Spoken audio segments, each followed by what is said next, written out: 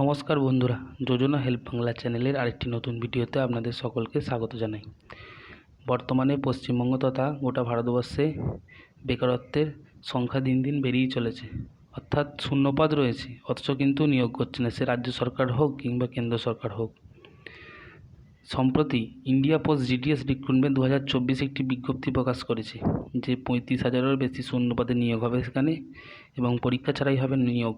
আবেদন কিভাবে করবেন এবং আবেদনের যোগ্যতা কী লাগবে, আবেদনের বয়সসীমা কত এবং কবে থেকে শুরু হবে আবেদন, তা সম্পূর্ণ বিস্তারিত জেনে নেব আজকের এই ভিডিও থেকে।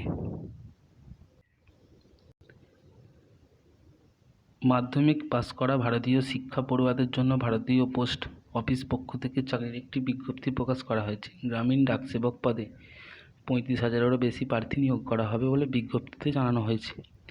এখানে চাকরি প্রার্থীরা মাসিক বেতন পাবে শুরুতে 12,000 টাকা। তাহলে এখানে আবেদন পদ্ধতি, নিয়োগ পদ্ধতি, বয়সসীমা, শিক্ষাগত যোগ্যতা কী চাওয়া হয়েছে এবং কত তারিখ থেকে কত তারিখ পর্যন্ত চলবে আবেদন, তা সম্পূর্ণ বিস্তারিত জেনে নিন।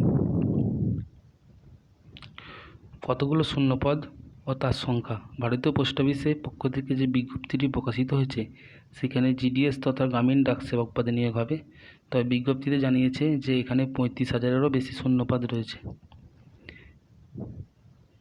শিক্ষাগত যোগ্যতা কী লাগবে? জিডিএস পদে আবেদন করতে হলে আগ্রহী প্রার্থীদের শিক্ষাগত যোগ্যতা যে কোনো সরকারি বিদ্যালয় থেকে মাধ্যমিক পাস হলেই হবে।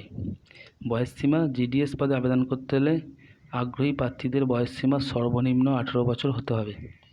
আবেদন পদ্ধতি, কীভাবে আবেদন করবেন?